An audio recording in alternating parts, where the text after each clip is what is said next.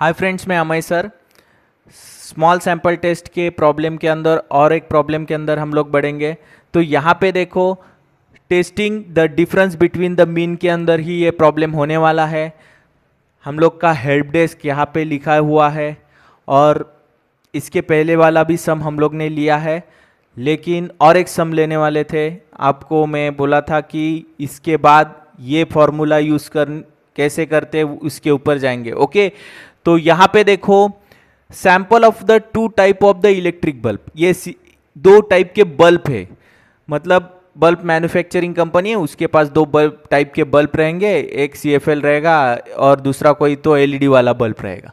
अभी उन्होंने प्रोडक्शन किया, उसके बाद सैंपल्स लिए, उसके एक के 8 सैंपल्स लिए, दूसरे के 7 सैंपल्स लिए, उसके बाद मीन निकाले उनके। मतलब लाइफ जो है, लाइफ मतलब बल्ब का लाइफ होता है, मतलब जलाते रहो, इतने हावर्स के बाद वो ख़त्म हो जाएगा। ये जलाते रहो, इसके इतने हावर्स के बाद ख़त्म हो जाएगा। तो उसके ऊपर सब प्रोडक्शन, उसका लाइफ, उसका कॉस्टिंग, ये सब कंपनी के डिसाइड करना रहेगा। तो ये इस तरह के वो टेस्टिंग करते। तो इसके ऊपर उन्होंने ये टेस्ट स्टैटिस्टिक्स लिखा है। मीन ऑफ द सैंपल लिए, सैंपल्स है उनके मीन लिए है वो हावर्स में, उसके बाद स्टैंडर्ड डेविएशन भी हावर्स में। और हमें क्या पूछा गया है, देखो, whether the difference in the sample in the significance, मतलब दो जो सैंपल लिए हुए हैं उनके इसके अंदर जो डिफरेंस आएगा वो सिग्निफिकेंट है क्या, बहुत बड़ा है क्या, बस ये पूछा गया है। अगर है तो क्या करना है, नहीं है तो क्या करना है। ओके, कैसा आएगा, नहीं है तो कैसा आएगा, आएगा है तो कैसा आएगा। ओके, तो नल हाइपोथेसिस हम लोग पहले लिखेंगे। तो दो मीन है, दो मीन के अंदर अगर म्यू लिखना है तो μ1 इज इक्वल टू μ2 रहेगा। दोनों इक्वल टू है करके मतलब डिफरेंस नहीं है करके बोलेंगे। और दूसरा जो रहेगा μ2 is not equal to μ1 is not equal to μ2 रहेगा, मतलब डिफरेंस बहुत ज्यादा है करके। ओके, सिग्निफिकेंटली है। ओके, तो ये दूसरा वाला रहेगा। ओके, और यहां नहीं है करके मतलब ज्यादा डिफरेंस है नहीं, ऐसा सिंपल सा स्टेटमेंट। अभी यहां पे केस स्टैटिस्टिक्स हम लोग को लिखना है। तो यहां पे देखो क्या क्या दिया हुआ है। तो N1 दिया हुआ है, क्या दिया है, N1 है आपका 8, N2 क्या है, 7 है, जो दी हुई चीज हम लोग लिख रहे हैं। उसके बाद मीन जो दिया हुआ है x1 bar is equal to 1134 और x2 bar is equal to 1024। अभी इसके बाद क्या दिया हुआ है, स्टैंडर्ड डेविएशन। स्टैंडर्ड डेविएशन जो है वो दिया हुआ है, तो S1 को हम लोग पहले वाले का S1 क्या दिया हुआ है, स्टैंडर्ड डेविएशन।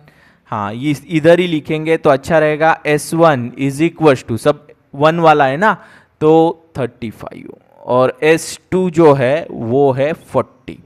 अभी ये लिखने के बाद हमें सबसे इंपॉर्टेंट चीज इसके अंदर जाना है जो हम लोग ने हेल्प डेस्क बनाया हुआ है।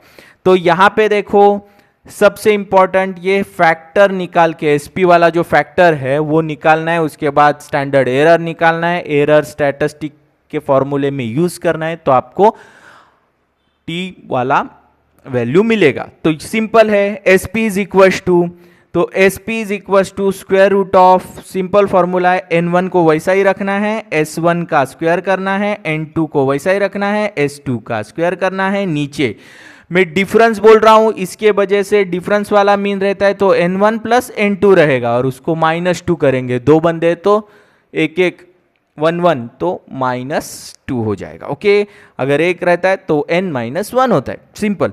अभी SP इज इक्वल टू, इसके वैल्यूज में यहां पे लिख देता हूं।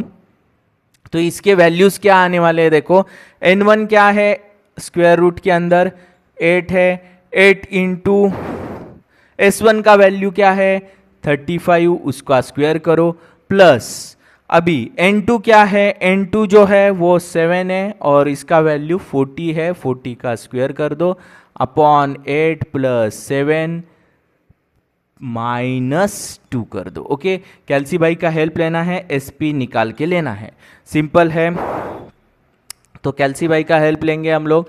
इसके अंदर स्क्वायर रूट, पहला ब्रैकेट और एक ब्रैकेट, 8 इंटू 35 का स्क्वायर प्लस 7 इंटू 40 का स्क्वायर, ब्रैकेट क्लोज, डिवाइडेड, ये 8 प्लस 7 -2 और ख़त्म।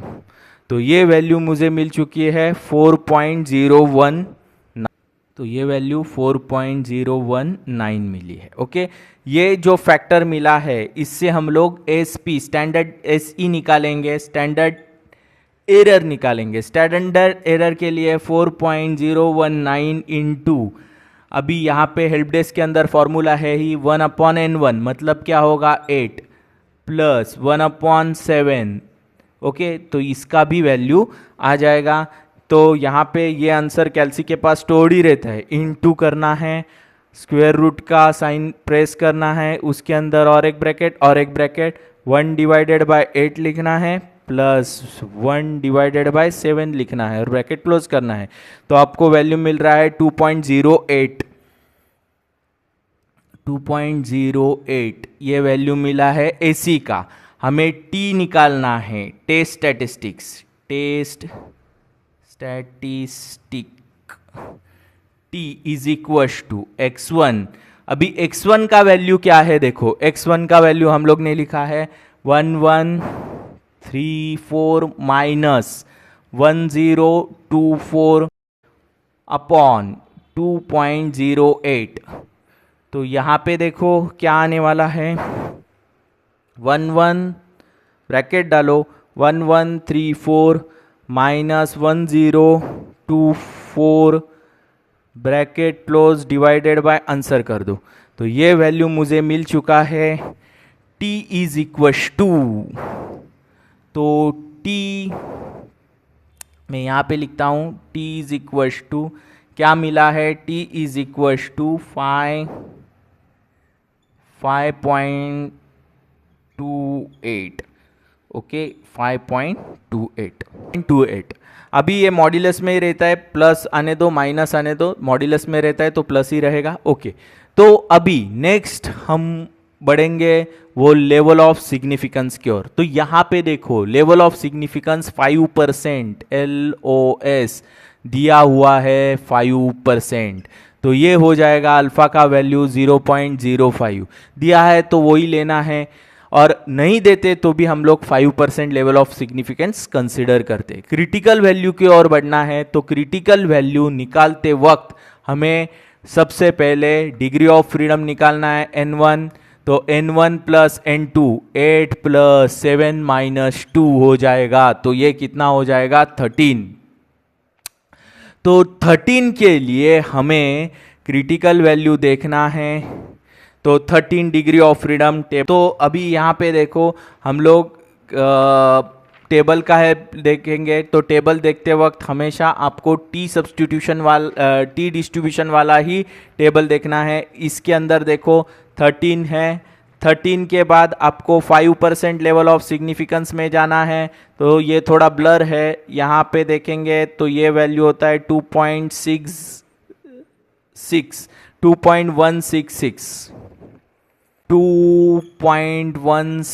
ओके, 2.16 ये हमें वैल्यू इससे मिलती है। ओके, ये वैल्यू मिलने के बाद हमें डिसीजन की ओर बढ़ना है। तो डिसीजन करते वक्त हमेशा क्या करना है, देखो टी अल्फा 2.16 है और जो टी निकाला हुआ जो वैल्यू है वो 5.28 है। तो इससे बड़ा कौन सा हो गया, ये जो है ये बड़ा हो गया। तो हम लोग क्या लिखेंगे, दी table value is less than calculated value. Calculated value से ये वैल्यू क्या आ गई है, छोटी आ गई है। तो हमेशा की तरह ये भी हाइपोथेसिस कैलकुलेटेड वैल्यू अगर कम आती है तो हम लोग क्या करते हैं, नल हाइपोथेसिस इज रिजेक्टेड। तो अल्टरनेटिव हाइपोथेसिस इज एक्सेप्ट करेंगे। और लास्ट में हम लोग को उसका डिसीजन लेना है, मतलब प्रॉब्लम में एक्चुअली क्या होने वाला है, बल्ब के कंपनी के अंदर क्या होने वाला है। तो ये जो बल्ब मैन्युफैक्चरिंग कंपनी है उसको तो डिसीजन देना पड़ेगा ना, उसको नल हल, ये तो मैथमेटिशियंस और इन लोग को पता चलेगा, लेकिन उसको तो डिसीजन देना पड़ेगा। तो उसको बताना पड़ेगा द डिफरेंस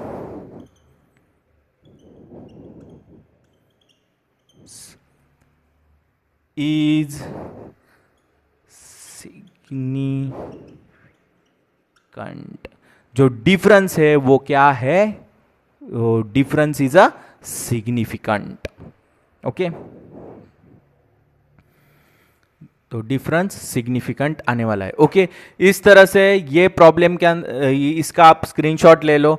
और अगर ये सम के अंदर आपको भी कोई डाउट है, कोई क्वेश्चन है, तो कमेंट बॉक्स में कमेंट करके ज़रूर पूछ लेना। अगर मेरे वीडियो आपको अच्छे लगते हैं तो लाइक और शेयर करना ना भूलना। Thanks for watching my video.